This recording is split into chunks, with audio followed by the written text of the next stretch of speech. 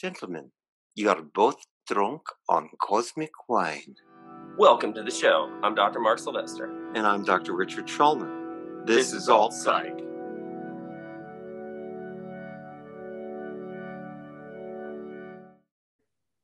And we're live on Friday. Happy Friday, Rich. Happy Friday, Mark.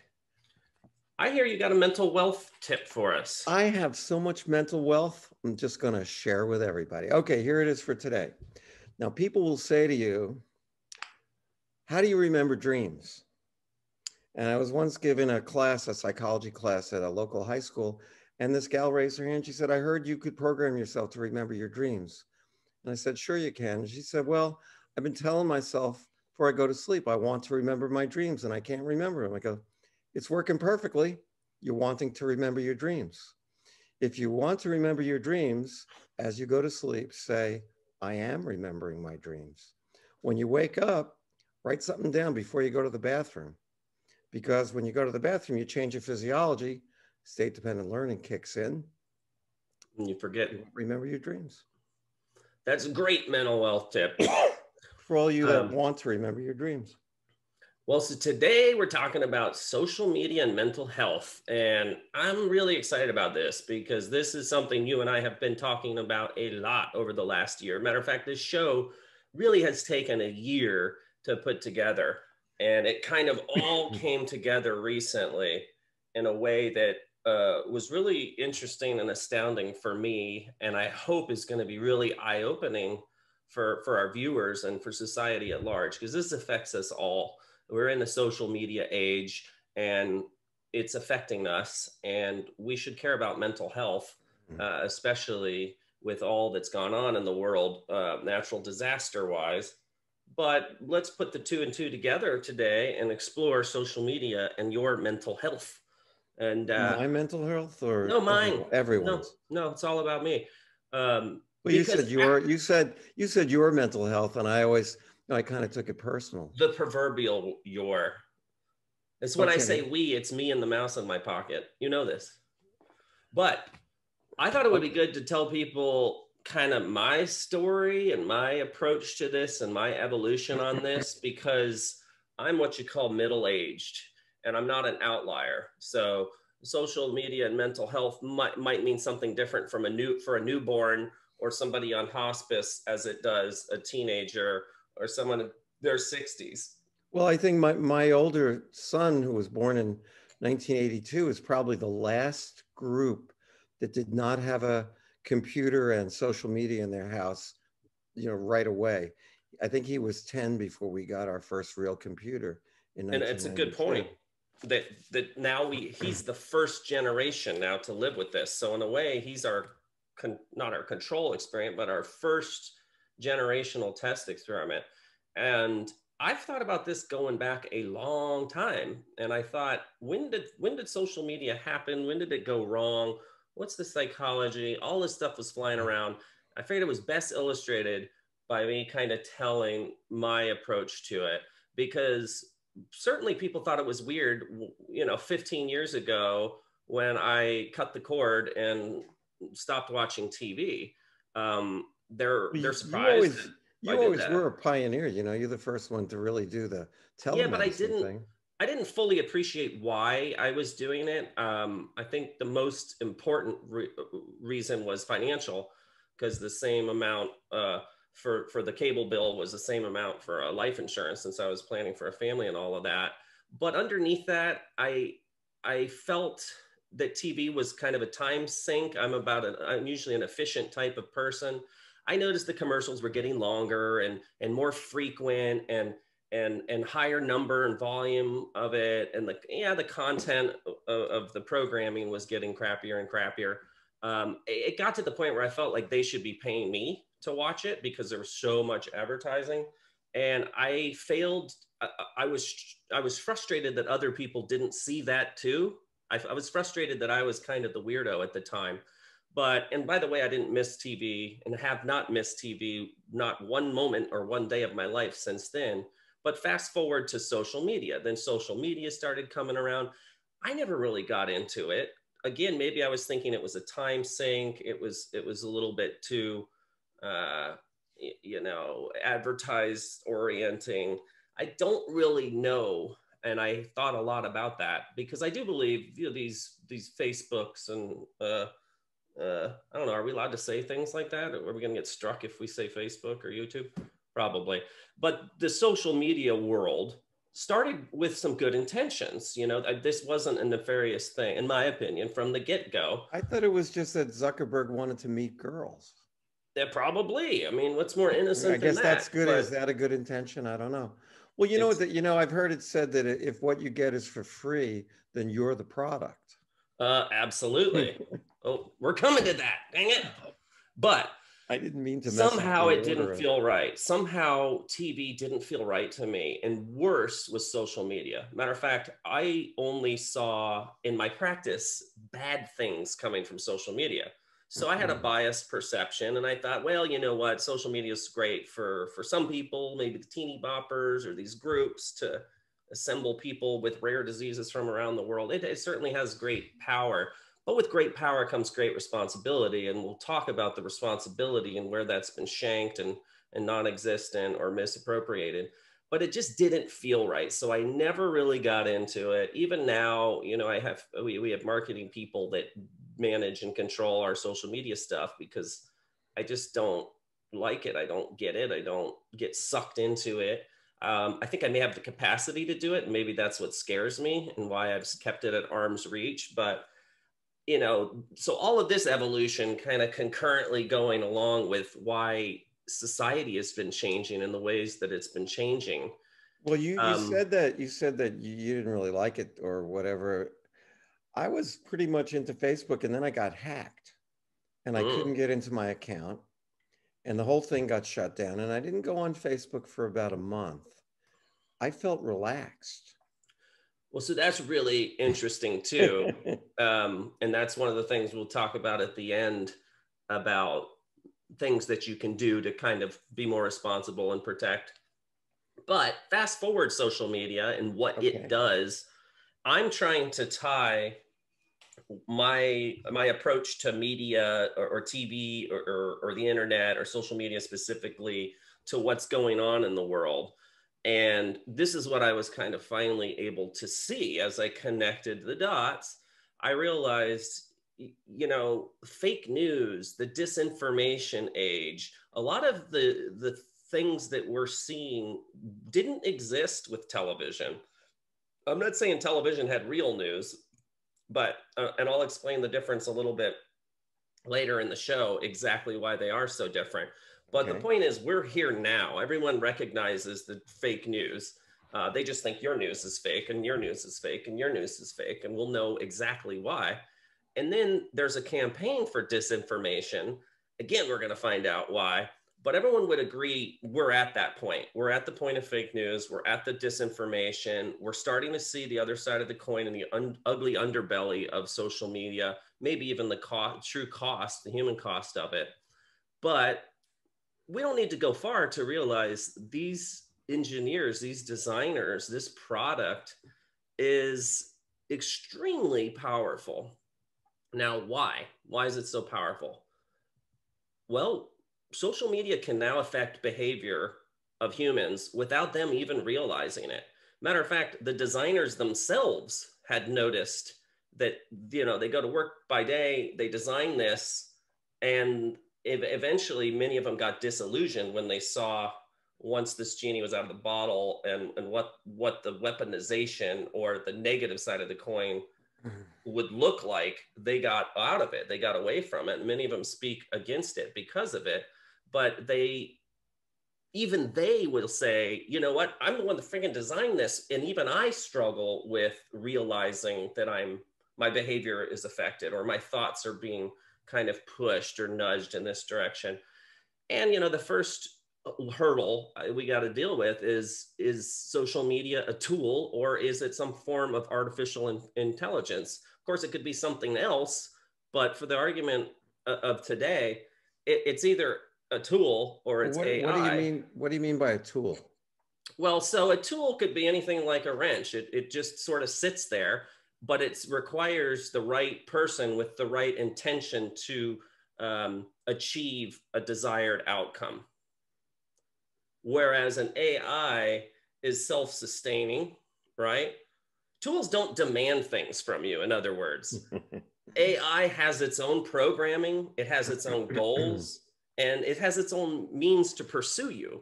That's like a lawnmower in maximum overdrive that comes alive because it passes through the tail of the comet Rhea M, fact check that, and all the machines come to life and kill you.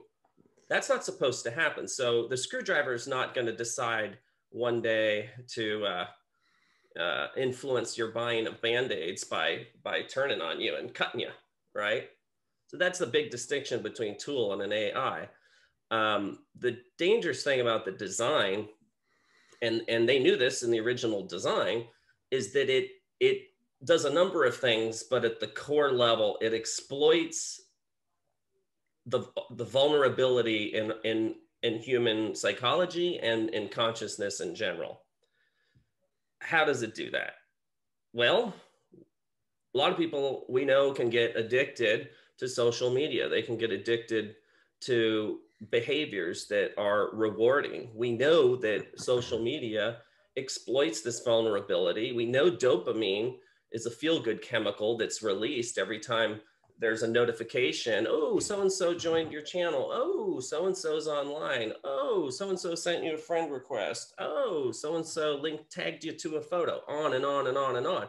Every one of those, I can tell you as an engineer, and I approached this project, this whole episode today as an engineer, and I think this is why I never got it before. I wasn't able to tie all this engineering and science and technology and computer into medicine and psychology and spirituality and behavior.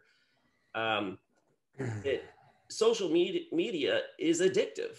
Most people agree with that. Dopamine is the pathway, just like you would get addicted to a chemical or a drug or an alcohol or a process addiction like gambling or sex or behavior. Dopamine is released, it reinforces a behavior. Now you've got somebody hooked. And on a side note, I noticed that the most addictive drugs bring you to your knees the fastest, meaning heroin people are more likely to either get help or die before an alcoholic, because alcohol takes 30 years to kill you, or you die in an accident, or you die a slow, painful death as an old person, and it's socially more acceptable. So alcohol kills way more people than heroin. But if we use that same logic to apply it to social media, right? Social media is even more insidious because it's tiny, tiny, tiny little dopamine bumps. So it's a lot harder to bring an alcoholic to their knees than a heroin addict. Similarly, it's a lot harder to bring somebody who's addicted to Facebook, which is all of us, to their knees than it would be an alcoholic, because it's the whole frog in a pot type of thing. So that's one interesting phenomenon that they've got locked down and clear, that dopamine's the reinforcing, and it's the same brain changes. They've done PET scans while people are checking their Facebook homepage or whatever. Centers of their brain light up. It's really quite fascinating and terrifying at the same time, because this interaction with this, we're going to call it AI, and I'm going to convince you it is AI, because it took me a lot of convincing to decide it was AI. You don't have to convince me. I'm already there. No, I'm trying to convince the viewers. Oh, okay. But what's interesting about AI or social media, and social media as AI, is that yes, it causes the same brain changes as we see in other chemical and process addictions, but it does more than that. It hijacks not only our neurobiology using the brain reward pathway and the 4 regions, which we talked about here before, but also it's hijacked human psychology. And possibly it's sucking the soul out of our eyeballs too. I don't know. I don't think it's sucking the soul out of our eyeballs, but it may be blocking us from accessing the deeper and higher stuff. You know, it's funny that you would say it was addictive, because I think you're right. In 1984, the book 1984, there were view screens in the room that were looking and seeing what people were doing. And in the book, you know, people are kind of trying to avoid it. In our society now, if you don't look at what I put on the Facebook, I'll be pissed. Yeah.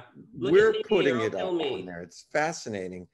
And I think the idea that it's AI guiding us in a certain direction, without a doubt, correct. Well, it's like our persona, our avatar, who we wish to be. Yeah, interesting. You should mention avatar. So that's what AI does in this case, is it creates a digital avatar, a model of our behavior and our wants, our needs, our likes. I mean, they probably are really accurate at determining how we're feeling as well as thinking, which is kind of even creepier because you're talking about a system that's getting insight and learning about how to dance with hey, a Rich, human's did you know that Guitar Center's having a sale on guitars today? So I think our viewers are with us so far, and I'm connecting these dots so that I don't lose any of them, because now we agree on every, I'm assuming we agree because nobody's popped up a comment like, hey, you and I certainly agree on this. It's a tool. Oh, I can't say that. Human versus machine is now what we're up against. So yeah, maybe not Cyberdyne. Maybe it's not, you know, the end of days, and Arnold's not going to come show up as living tissue over metal endoskeleton. However, it is an analogous situation that it's human versus AI. Vader is more machine than man now, Luke. There you go. So it builds an avatar, a unique model for each of us, which the model itself is ever evolving as our own understanding, beliefs, age, as we evolve. When I say evolve within our own world, our own lifetime, it's also able to adapt much faster than human evolution in general, because we don't really see that over the course of 100 years or a lifetime. We can see the evolution of computers, and they are moving at exponentially fast light speed rates that can easily outmaneuver us on a lot of different things. Now we have power and control to some degree, and we'll talk about where that kind of went awry, I think, and how it ultimately has led to some of these end case scenarios that we're dealing with, whether we tie that to the Capitol, or we tie that to election interference, or we tie that to a lot of the modern stuff that, you know, most people, if you stop them and say, hey, doesn't it seem like a dangerous world out there? And yeah, everybody's scared because of everything that they're being fed. So we know it's AI. We know that it's learning at a geometric rate. And as it assembles data points, it's creepy. It's almost like it's building a mirror image of our own neural network, the way our brain talks to itself and makes decisions. It's building a model based off of that. That's disturbing to me, because where can that model be applied? Where can it be used? That's a whole different show. I believe this was done originally for advertising dollars, and it was a great model. I don't think that they truly understood where it would go as it took on a life of its own, because these are mostly very little human input at this point, compared to the amount of input and output that the machine is doing, in this case, software.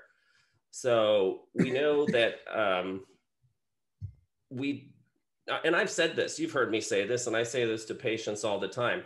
And I made the same argument about TV, or even radio for that matter. The human brain did not evolve to be exposed to and or worry about 8 billion people's problems. And that's if they were all presented to you in an accurate, unadulterated way. But we know that's not the case either. So now I've got 8 billion people's problems. My focus is no longer on my own clan, my clan being my neighbors, my friends, my family, my work. Now I got to worry about everyone on the planet Earth, and I got to worry about their perception, or the telephone game, or a lot of other psychological forces we talked about, kind of eroding the consensus reality, the consensus truth. And you dig into a little bit of what these psychology engineers, software engineers, have used and what they're doing. And it's kind of impossible to see this as anything other than extremely concerning. And we talked a little bit before the show about, you know, is this your name? Yes. Is this your office? Yes. You know, and leading someone, yes. And hey, would you buy my product? You're more likely to say yes because of a biased. They use a lot of hypnotic technique. You know, hypnosis is based on basically 3 scenarios: frustration, confusion, and repetition. Mm-hmm. So you were describing something they call a yes set. If I can get you to say yes a lot of times, you're more likely to say yes when I say, would you like to buy my product? Okay. And and I'm wondering, you know, something that we didn't talk about before the show. I'm wondering if the actual computer screen or the screen on the phone affects your brain differently than, let's say, if you read a book or watch a movie. I bet it does. Yeah, we talked about that briefly on another show, the interface model, specifically, you know, starting a telehealth company 8, 10 years ago, seeing how differently patients behaved over this medium. Was it just because they were in the comfort of their own environment? What's the different psychology? You know, we talked about, I've never had anybody walk out of my office, but I've had people, you know, turn off the monitor and go back to playing, you know, Sega or whatever else is out nowadays. Atari, is it still around? It's Yeah. So here's some of the tools that they use. All right. Positive intermittent reinforcement. That's a big one, boy. That's a big one. It's almost on par with Pavlovian condition. I think it's harder to break than Pavlovian. Yeah. And I think that's why I made the mention that, you know, heroin might be the easiest to break because of the power and the temporal acuity of what happens regarding someone using heroin. Caffeine, really, really hard to break because it's like the alcohol argument taken one step further. It's socially acceptable. It's kind of in everything. What's the cost? It's just giving us more energy. This is the same type of thing, except it is not a substance or a chemical or a drug. And I think that's why it's harder for people to recognize this. They just think, oh, well, Google's a place where I go to look up stuff, or Facebook's where I go to connect with my friends. That's what they want you to see. But think a little bit deeper here. Think about the fact that they're using positive intermittent reinforcement. Think about the fact that that taps into our deep-seated or core personality features, things that we may not have ever told our spouse. The AI learns about us.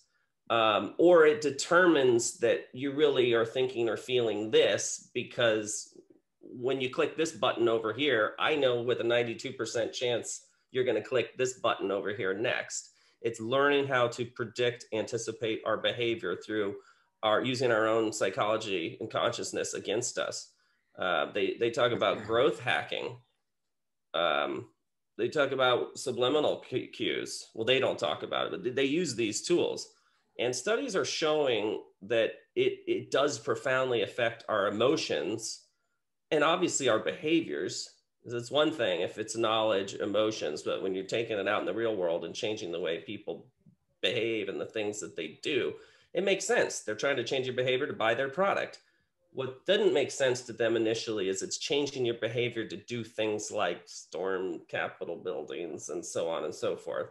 Well, but you know, but it all depends on what kind of label you put it. You know, during Arab Spring, which everybody seemed to think was a good idea, they were storming their, you know, Capitol building in places that we didn't agree with. That became a liberation movement. And it was done through Facebook and social media. Their leaders didn't particularly like that, went out and arrested and, you know, knocked a few heads when they could find them. Kind of like what happened in Washington. Just we thought that was terrible, and we thought storming the Cairo government was fine. Well, it's a matter of the label that you're going to put on it. True, but that's not my argument. The argument is this social media is affecting our behavior, Oh, no far more doubt. than just, But it's been doing that for a long time.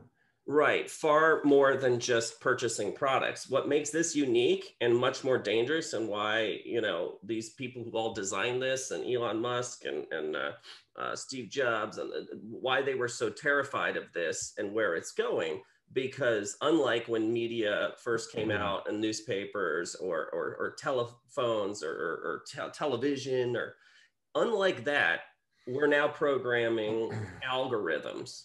You know, it has its own programming, it has its own intention, its own goals to raise revenue, keep people engaged, and it does have its own means to pursue you. It digs into these deep brain circuits that, which ultimately can alter your sense of self-worth, your identity. The point is, we are the product. Specifically, our attention is what they're selling to their advertisers. Exactly, of course. It's the same thing as on Google. Why Google's so popular? If you type in, you know, alt psych show is, if I'm in Bradenton, Florida, the autofill is going to say awesome, or near you, or super cool guys with great beards.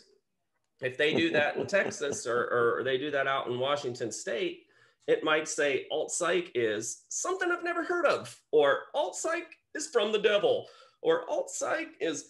So it's showing you. I mean, no one argues that, you know, if you say, oh geez, I really need a new hammock, that when you go into the bathroom and look at your phone, there's an advertisement for a hammock, and people just write that off as coincidental or creepy. No, it's actually, you're observing something very, very obvious and very, very real, which is, it is learning about what your attention gravitates towards. Now, how do you keep that attention? It's one thing to get someone's attention.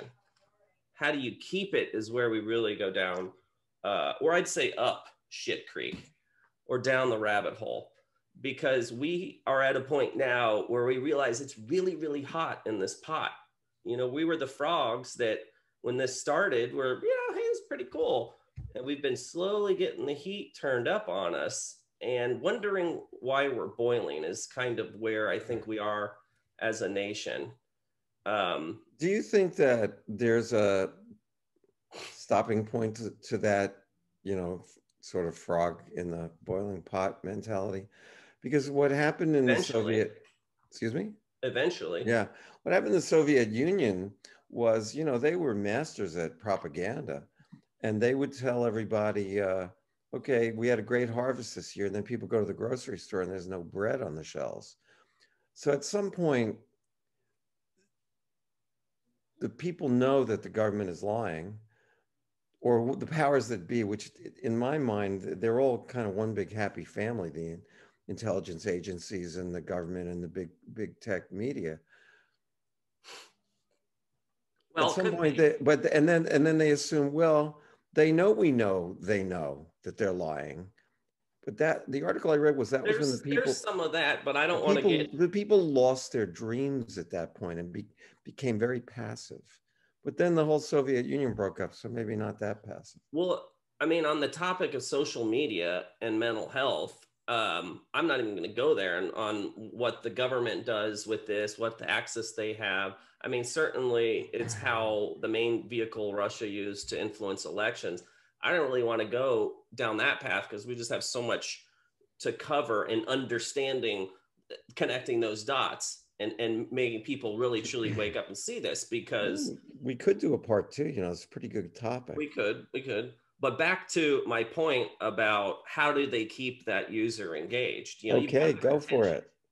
This is where you go down the rabbit hole, and this isn't hard to understand, but you're going to start seeing some dots connected, and I think gets you thinking a little bit differently about this. That the way that they stay successful is by selling certainty. How do you sell certainty? You create models that get as certain as possible. So how do you do that? That's great. It requires tremendous amounts of data.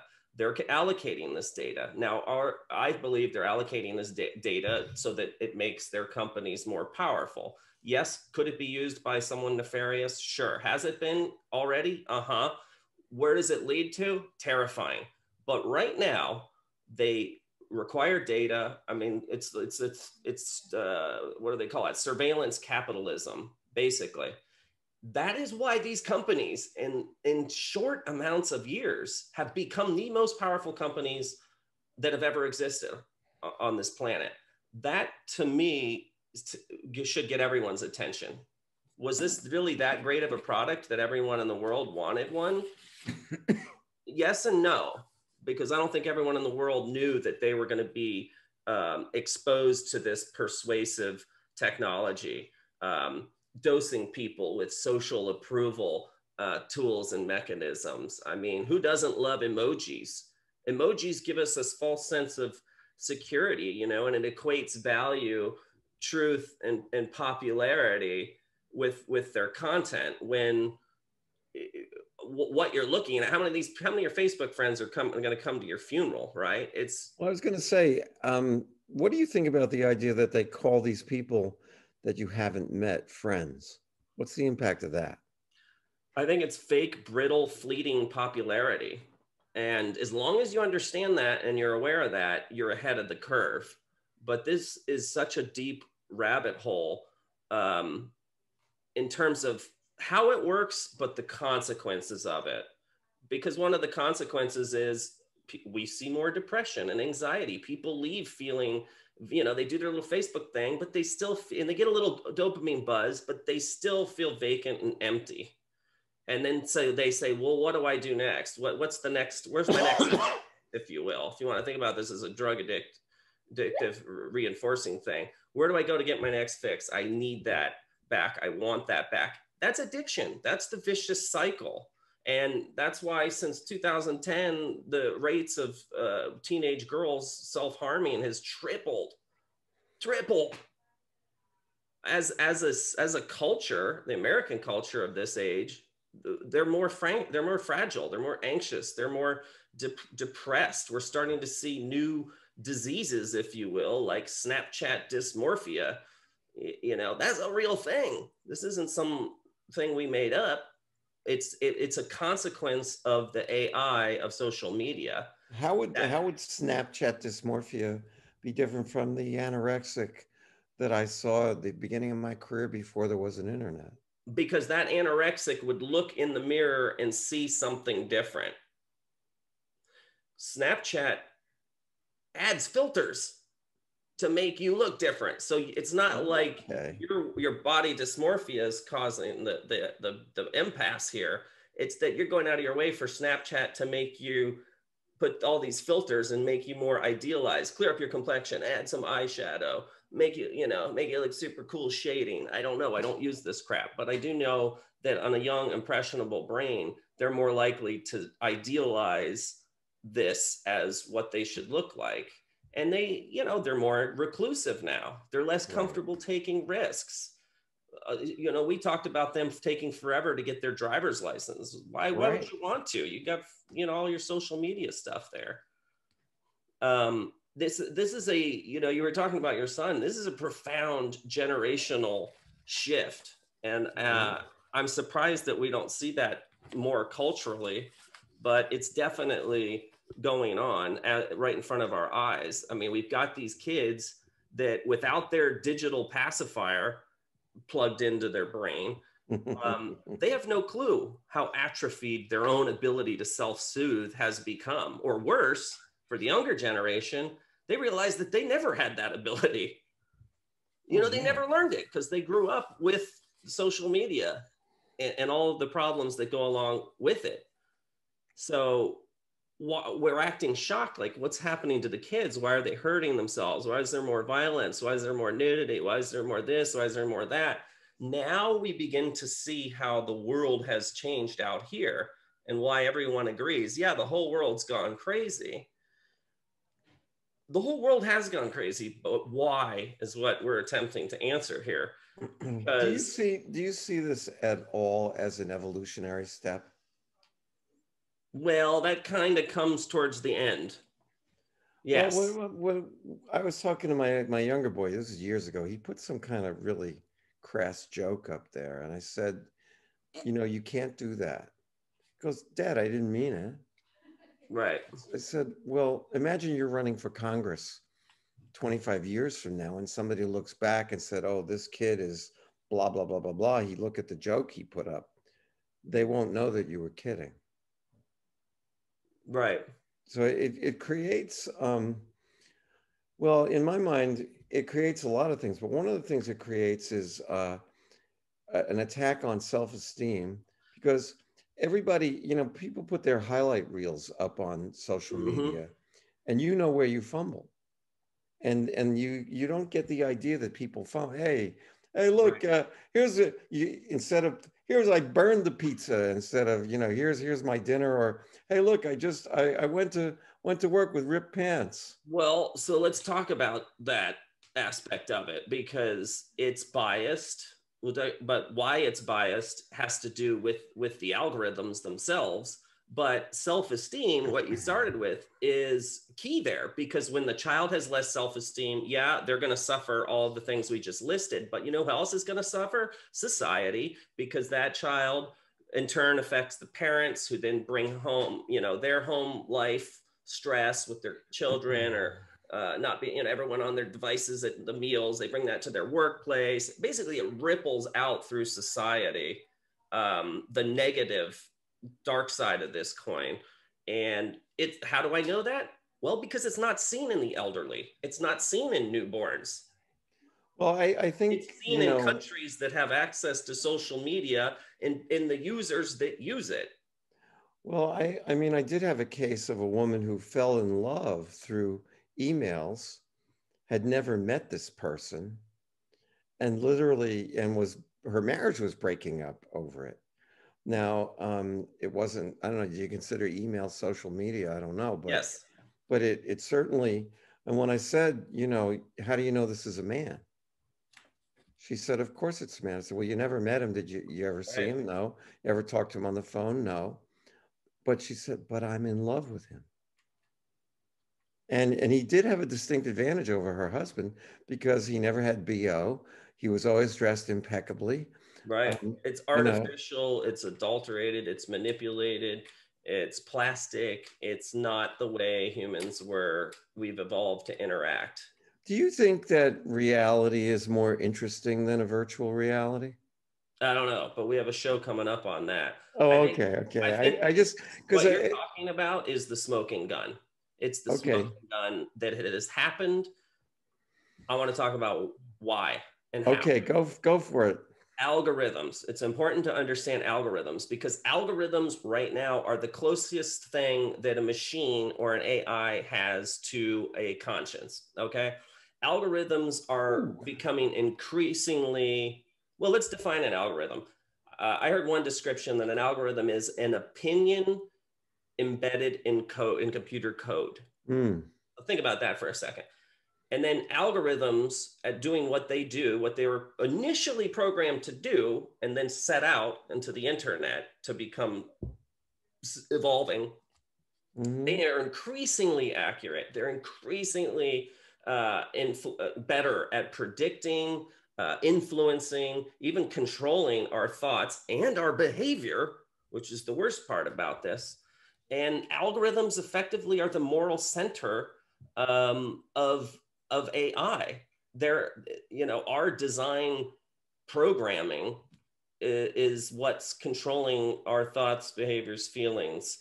So output is what's in the best interest of the machine, not us.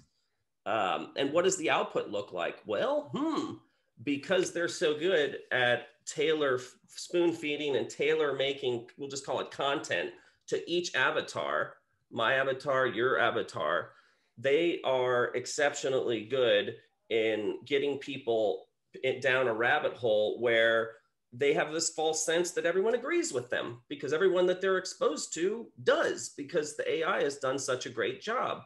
I heard someone describe the Wikipedia example. Like, could you imagine if, because Wikipedia is the antithesis of this. Wikipedia is an encyclopedia that can be modified here and there, but it's basically a universal online truth. People who go to Wikipedia and search something see the same answers. If we applied what I'm trying to illustrate to the Wikipedia page instead of Facebook, that would be like everyone who goes on Wikipedia would see a different explanation based on their avatar and their likelihood to buy something.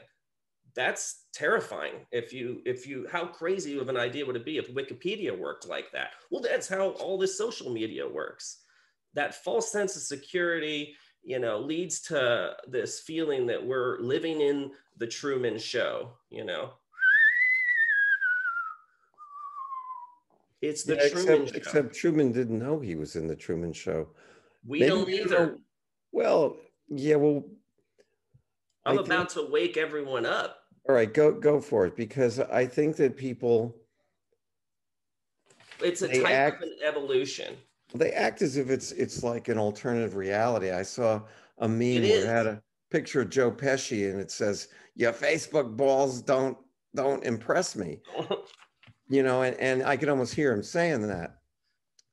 And, you know, people will say things, horrible things to each other that they would never say in person.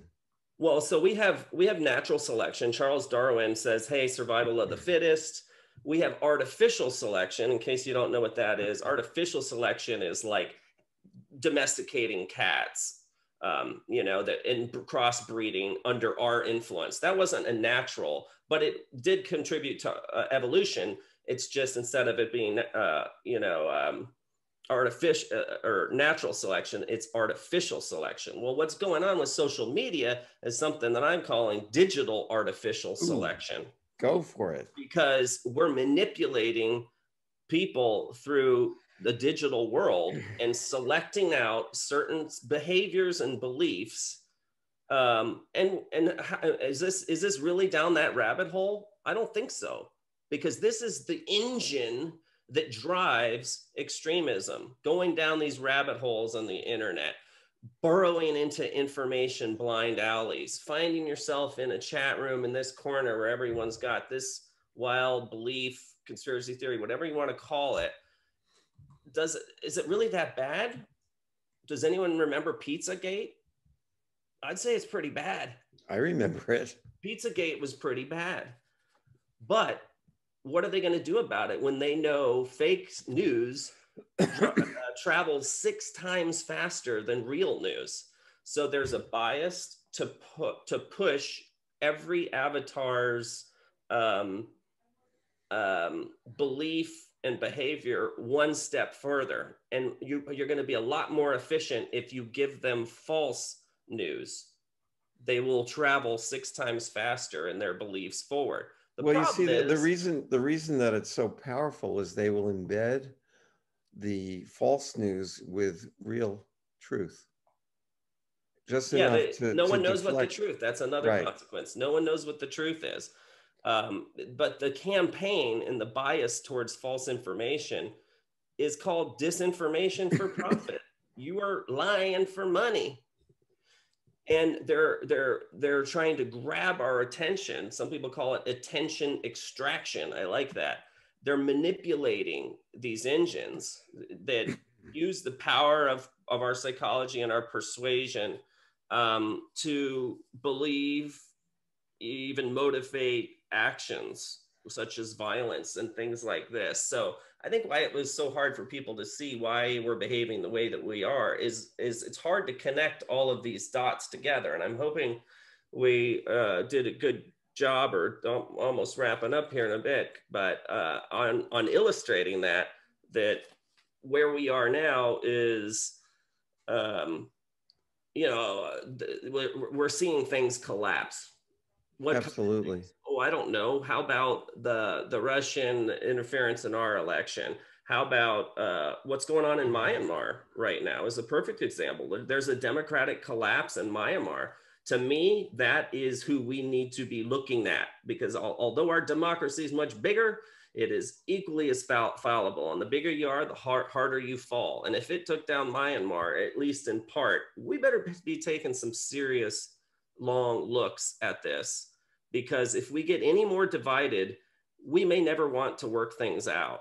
You know, we talked about tribalism and kind of not knowing the 8 billion people's problems and wants and needs. But if we break down into these artificially created tribal groups, there's more likely that we're going to have war for content, war for understanding, war for unity. It's not going to come through peaceful means. Without a shared understanding of reality, compromise is impossible. I want to read that again because I feel like you fell asleep. You over there in your bedroom, wake up. Without a shared understanding of reality, what I call consensus reality, compromise is impossible. This is a different argument from pro-life, pro-choice. At least we knew where we stand. Now we've all been driven down these rabbit holes, and we've got beliefs and behaviors that we would have never had otherwise. And it's polarized issues across the entire spectrum of issues that we would be dealing with at, during this presidency or the last presidency. So, it sounds a little doom and gloom. And at the end of the day, I think that there's hope. Don't you? I mean, isn't there hope? Well, absolutely. The difference between, AI is always going to do better than us in thinking fast and being able to access information, but they don't have our spirituality. And that's the war. That's going to be the war, because there are people who think that this is all there is. And in the end, we're talking about non-ordinary mind here. Non-ordinary mind goes all the way out into things like AI, social media, but also to, we've talked about phantasms, and we've talked about so many things that people would say, well, that's not real. Okay. Well, what we're seeing on social media, is that real? Or is that just a version of reality? I think what we're looking for is a higher truth. Now that being common truth, and ideally a higher truth. Now that being said, it's an interesting phenomenon that the whole world can be connected as one. Okay. In a very interesting way, that can be conceived as spirituality. We're all one big human family. I guess there are a few people who don't have computers or phones somewhere, but not many at this point in time.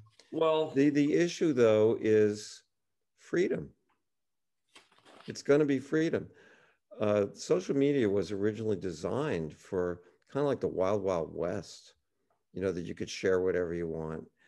And now, I think maybe it was Mark Twain said you can see who's running things by who you can't criticize.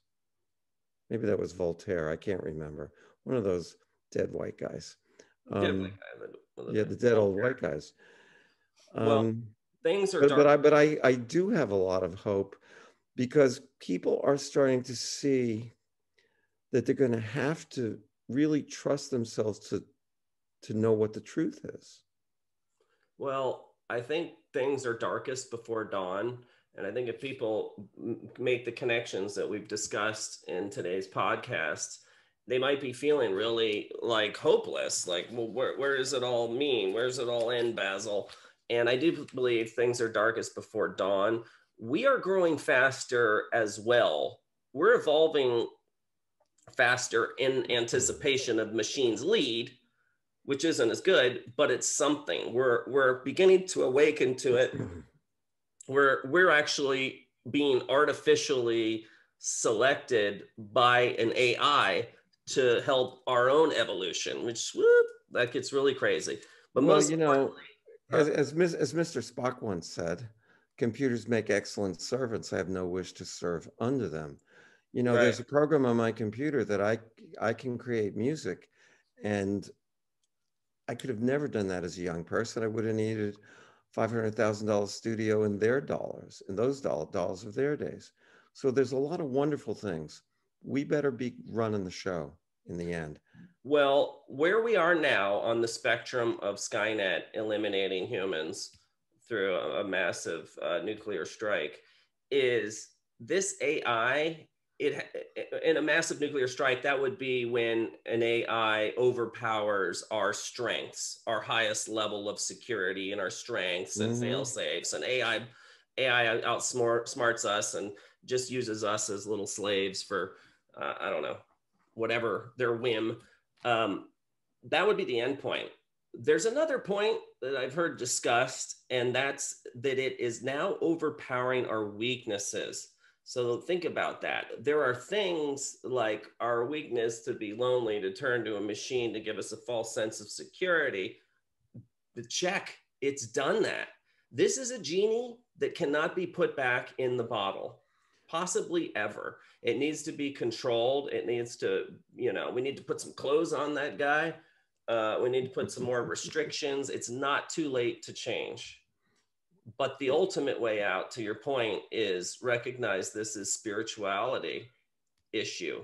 Because just like Neo found his way out of the Matrix and how to beat the machines, we as a society will beat this AI, or at least work cooperatively with it and synergistically with it, if it had appropriate safety measures and appropriate mechanisms to keep it in check, or to make it more transparent. At least we could go for about another 17 hours on this and not repeat anything, because this goes into who we are as people and as human beings. What does it mean to be human? Are we ever going to get to AE?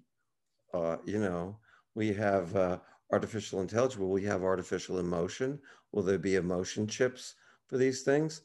And then at that point, what does it mean to be a sentient being?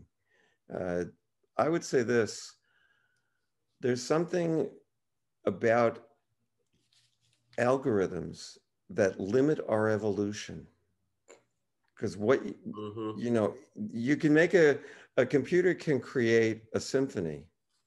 They have programs like this, can create a novel, a poem, but it's always going to be based on something that happened already, as opposed to moving into something new. So I guess that's where we're heading, my dear friend and brother.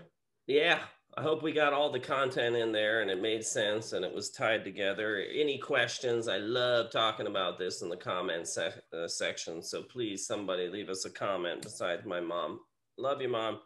But next week, we're going to tackle Kundalini and chakras and chi, and basically energy paths. Some of my favorite topics. So, all right, my brother, remember, 1, 2, 3. Be well. That wasn't so bad. On it. We're getting there. We'll get there.